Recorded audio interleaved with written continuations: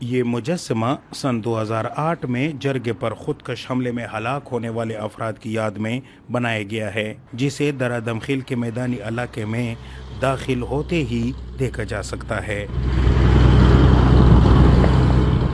اس یادگار اور اس سے 7 کلومیٹر دور اس پہاڑ کا درمیانی علاقہ 1910 سے لے کر دوسری جنگ عظیم کے خاتمے تک خونریز علاقائی لڑائیوں کا محور رہا ہے۔ ملک ناصر خان کہتے ہیں کہ کچھ قبائل اس کے علاقے میں خواتین کی بے عزتی اور ان کے مال مویشیوں پر حملے کرتے تھے۔ یہی راستہ جاتا تھا اور یہی سے وہ آتے تھے، اٹیک کرواتے تھے اور یہی اسی راستے سے سارا مطلب ہے ان کا کنٹرول ہوتا تھا۔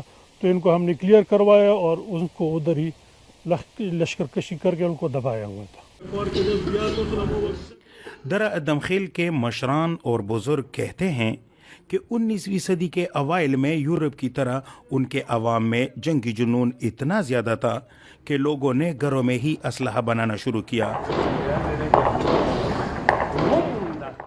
جو کچھ عرصے بعد علاقے کے لوگوں کا ذریعہ معاش اور علاقے کی پہچان بن گیا۔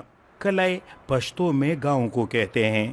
یہ قلعہ بھی درہ دمخیل کے مرکز میں آباد ہے، جس طرح جرمنی یورپ کے وسط میں۔ ہمارے کلاس فیلو، کولیگز اور ہاسٹل فیلو وغیرہ یہی سوال کرتے تھے کہ 76 سالہ حسین گل کو علاقے کی تاریخ اور واقعات ازبر ہے، کیونکہ یونیورسٹی میں اس کے دوست اور بیرونی ممالک کے دوروں کے دوران جرمنی قلعے درہ دمخیل کے بارے میں بہت سے لوگ معلومات حاصل کرنا چاہتے ہیں۔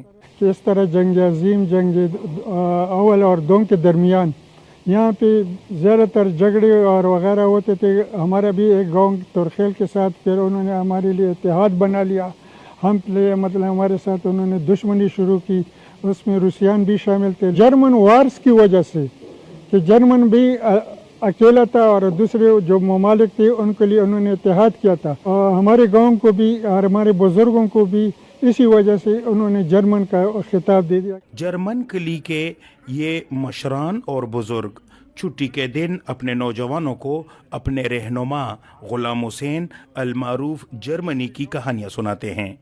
وہ کہتے ہیں کہ ریڈیو اور علاقے کے افراد کو فوج میں نوکریوں کی وجہ سے علاقے کے لوگوں میں بین الاقوامی حالات کا دوسرے علاقے کے لوگوں کی نسبت جلد پتہ چل جاتا تھا۔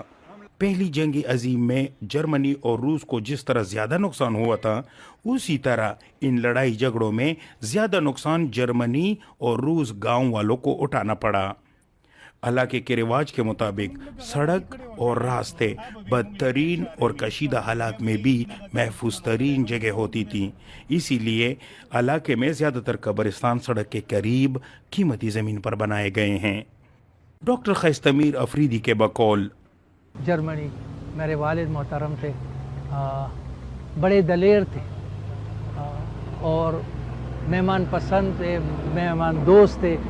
جو لڑائی جھگڑے تھے وہ حالات کے مطابق تھے، اور اس وقت حالات اسے ایسے بنتے تھے کہ وہ اپنے وعدے کے پکے تھے۔ ڈاکٹر خیستمیر کہتے ہیں کہ علاقے کے بیمار مریضوں کے مفت علاج کے لیے اس کے والد نے اسے ڈاکٹر بننے کے لیے میڈیکل کالج بھجوایا، جبکہ روزگار کے مواقع پیدا کرنے کے لیے اپنے حجرے کے ساتھ ہوٹل اور مارکیٹ بنا لیا۔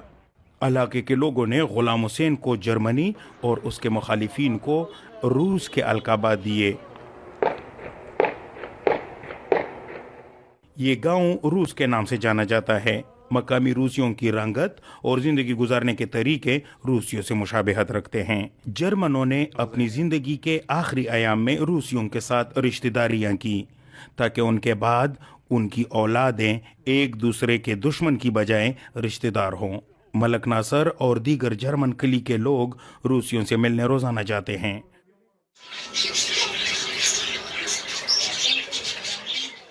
ڈاکٹر خیستمیر نے اپنی زندگی لوگوں کو امن کا درس دینے کے لیے وقف کی ہے۔ مجھے سب سے بڑا فخر یہ ہے کہ خود نہیں پڑھا تھا لیکن مجھے پڑھایا ہے، مجھے ایک ڈاکٹر بنایا ہے۔ لیکن اس کی وہ جھگڑوں پہ میں فخر نہیں کہ جھگڑے وہ اچھی بات نہیں، امن بعد میں وہ امن کا درس دیتے تھے اپنے بچوں کو بھی کہ نہیں ایسا کام مت کرو۔ کافی جائیدادیں اس میں چلی جاتی ہے، قتل مقاتلے میں لوگ مر جاتے ہیں، تو اس پہ فخر نہیں کرتے تھے۔ جرمنی ہر وقت اپنے ساتھ اسلحہ رکھتے تھے، جبکہ ان کے بیٹے اور نواسے پھولوں اور کتابوں سے